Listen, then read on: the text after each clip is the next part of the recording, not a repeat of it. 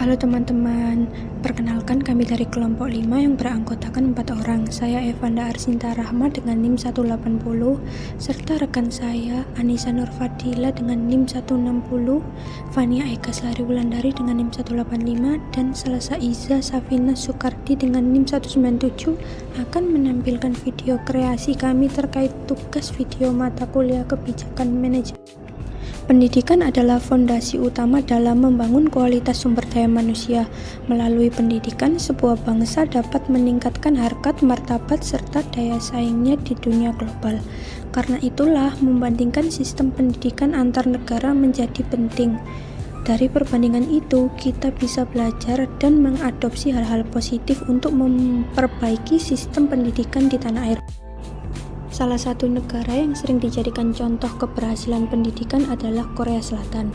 Negara ini dikenal dengan sistem pendidikannya yang disiplin, terstruktur, dan konsisten dalam pelaksanaan kebijakannya. Di bawah kendali langsung Menteri Pendidikan, setiap kebijakan dijalankan dengan arah yang jelas tanpa perlu persetujuan legislatif daerah.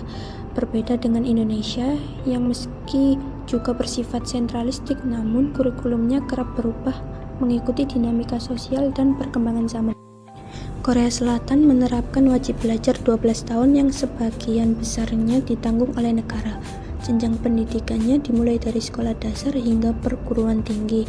Sementara Indonesia menetapkan wajib belajar 9 tahun, namun kini perlahan menuju pendidikan gratis hingga tingkat SMA melalui program BOS dan kebijakan pemerintah lainnya.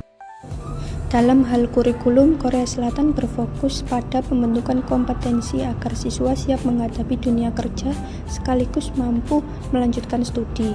Lembaga yang menyusunnya adalah KICE atau bisa disebut dengan Korea Institute for Curriculum and Evaluation.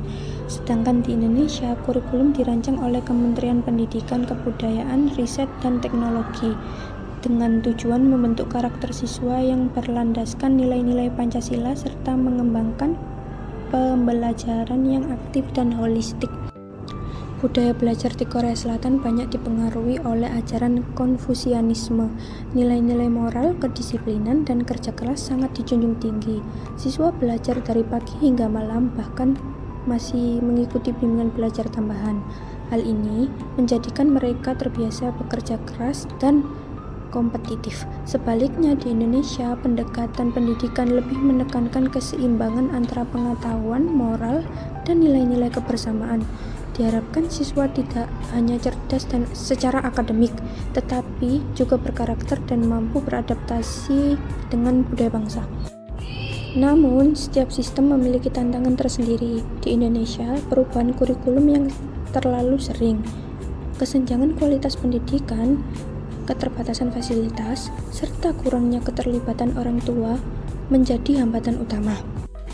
Sementara di Korea Selatan, tekanan persaingan yang sangat tinggi sering menyebabkan stres dan kelelahan pada siswa.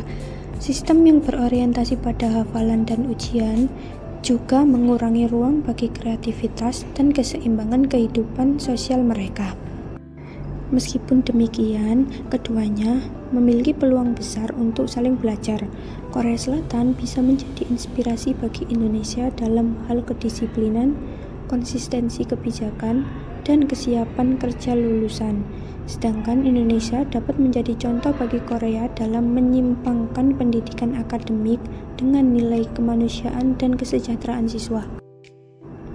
Dari analisis ini, kita dapat melihat bahwa sistem pendidikan yang ideal bukan hanya tentang prestasi akademik semata, tetapi juga tentang bagaimana membentuk generasi yang berkarakter, kreatif, dan siap menghadapi tantangan dunia kerja yang modern.